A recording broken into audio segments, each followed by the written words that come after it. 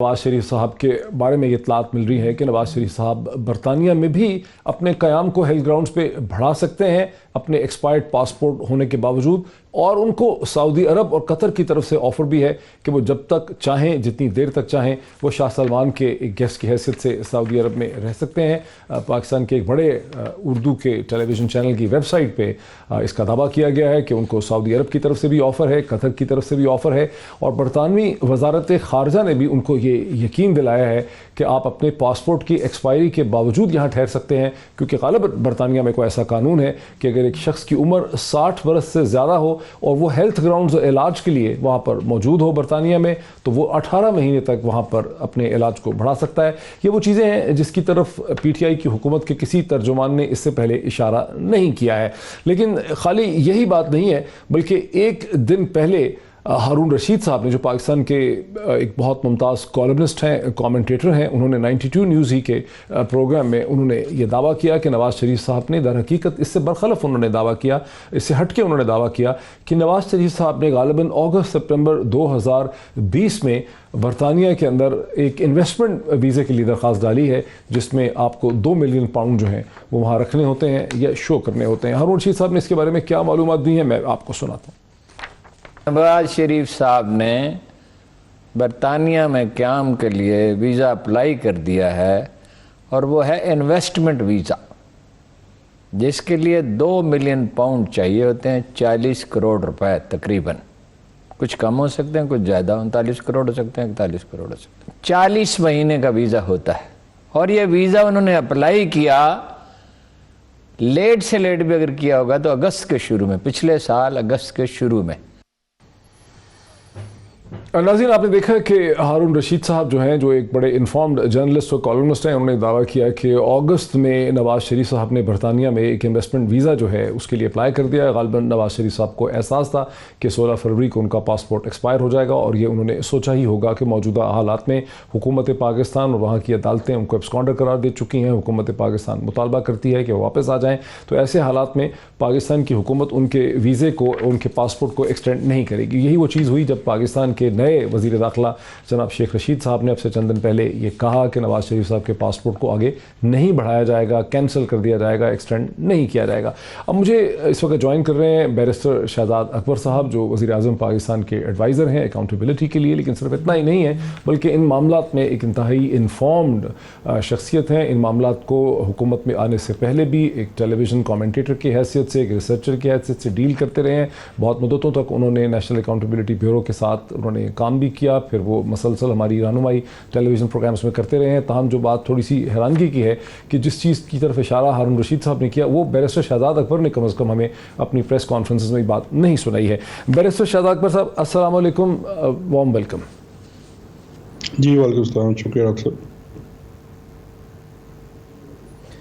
Barrister صاحب، یہ دعویٰ جو ہارون رشید صاحب نے کیا اور یہ دنیا ٹیلی ویژن کی ویب سائٹ پہ جو دعوے کیے جا رہے ہیں، کہیں دعویٰ ہو رہا ہے برطانیہ میں وزارت خارجہ نواز شریف صاحب کو کہہ رہا ہے کہ سر آپ جتنی دیر تک ٹھہرنا چاہیں آپ ٹھہر سکتے ہیں، کوئی پریشان نہ ہو۔ کہیں شاہ سلمان ان کو بلا رہے ہیں، کہیں قطر میں سیف الرحمان صاحب ان کے لیے بات کرتے نظر آ رہے ہیں، اور کہیں اب ہارون رشید صاحب کہتے ہیں کہ انہوں نے اگست میں ہی برطانیہ میں اپلائی کر دیا تھا ایک انویسٹمنٹ ویزا کے لیے۔ آپ تو بڑی بھرپور پریس کانفرنسز کرتے رہے، لیکن اس میں سے کوئی چیز آپ نے ہمیں نہیں بتائی۔ جی ڈاکٹر صاحب، دیکھیں ایک چیز تو یہ ہے کہ اس تمام آپ کے بات سے اور یہ جتنی خبریں آ رہی ہیں ان سے تو یہی ظاہر ہوتا ہے کہ نواز شریف صاحب اب باقاعدہ بگھوڑے ہو چکے ہیں۔ پروکلیمڈ افینڈر تو پہلے تھے، اب وہ بگھوڑے ہیں کہ کبھی اس ملک بھاگنے کا سوچ رہے ہیں، کبھی دوسرے ملک بھاگنے کا سوچ رہے ہیں۔ جہاں تک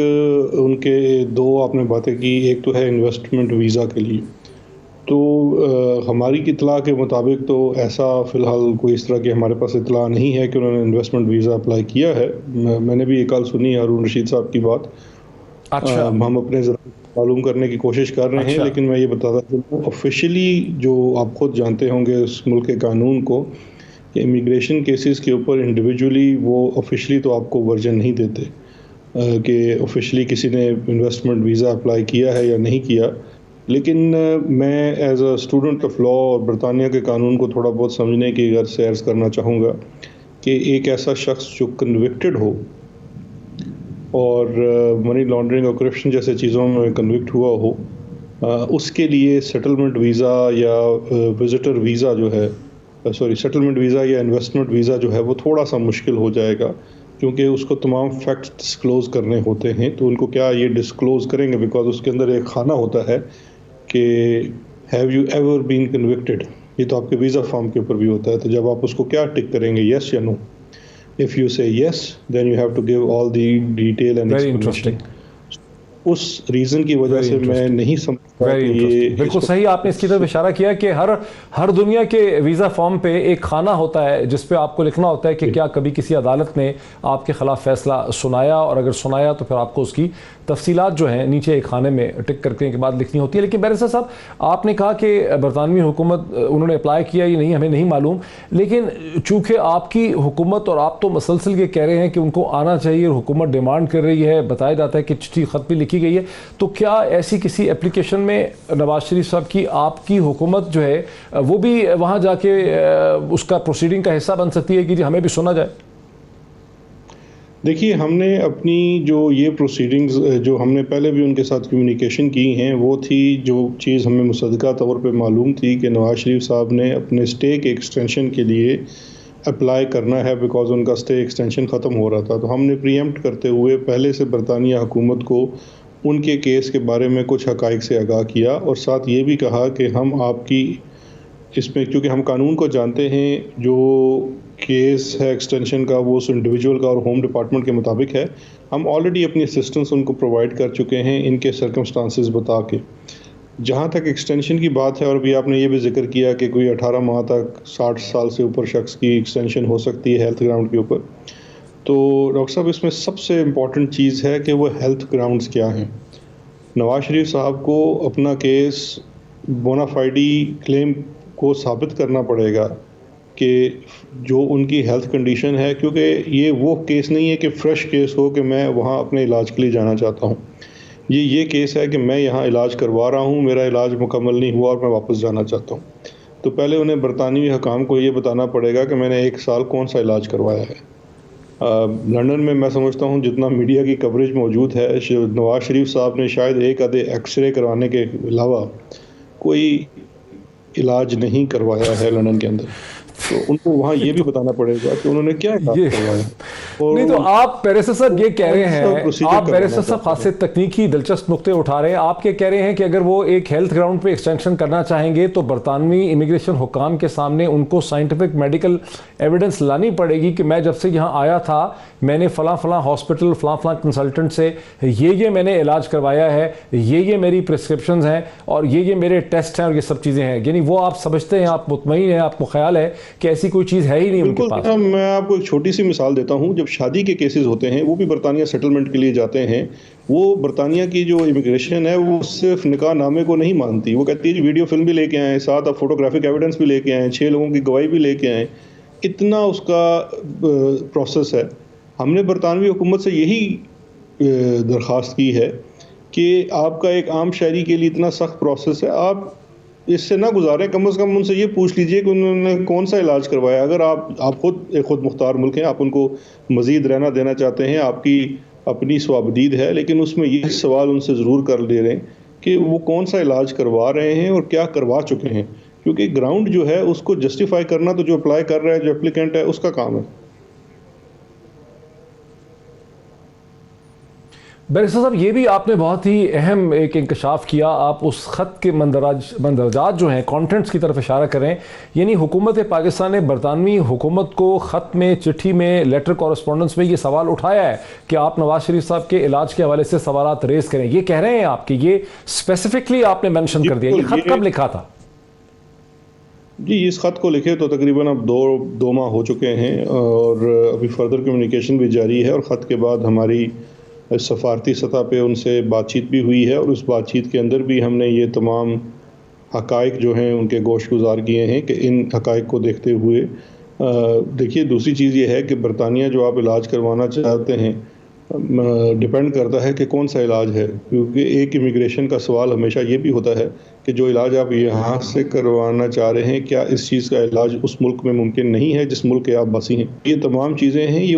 स्टैंडर्ड्स हैं और ये ये भी उनके सवाल वहाँ आप के इस्टेब्लिश्ड इमिग्रेशन कानून के मुताबिक है, तो उस स्टैंडर्ड को अगर ये सेटिस्फाई कर पाते हैं, मीट कर जाते हैं तो वेल एंड गुड, नहीं करते तो ये कोई एक किस्म का इम्तियाजी सलूक तो नहीं हो सकता नवाज शरीफ साहब से, इसलिए कि वो 3 दफ़ा के नाअहल वज़ीर आज़म हैं। बैरिस्टर साहब, जो कुछ आपने बताया, आपने कहा कि 2 माह पहले ये कॉरेस्पॉन्डेंस शुरू हुई थी, कॉरेस्पॉन्डेंस अभी भी जारी है, तो क्या बरतानवी हुकाम की तरफ से इस कॉरेस्पॉन्डेंस का कोई जवाब भी दिया गया है? जी बिल्कुल, उनकी तरफ से हमें जवाब आया है और ऑफिशियली भी उन्होंने हमें ये कहा है कि जो चीज़ें आपने हमें बताई हैं हम उसको कंसिडर करेंगे, बाकी वो इंडिविजुअल केसेस को ऑन मेरिट डील करते हैं जब उनके सामने ये केस परसू होगा, बिकॉज चूँकि बरतानिया लॉकडाउन में था तो वो ऑटोमेटिकली उनको वो 1 महीने की एक्सटेंशन मिल जाती है कि चूँकि उनका केस अंडर प्रोसेस है, उसके ऊपर अभी डिसीजन नहीं हुआ है उनकी एक्सटेंशन को लेके, लेकिन चूँकि ये तमाम हक़ाइक़ उनके सामने रख दिए गए हैं तो they have to now consider these, और ये एक रिटन ऑफिशियल कम्युनिकेशन हुई है तो अच्छा, बैरिस्टर साहब, ये थोड़ा सा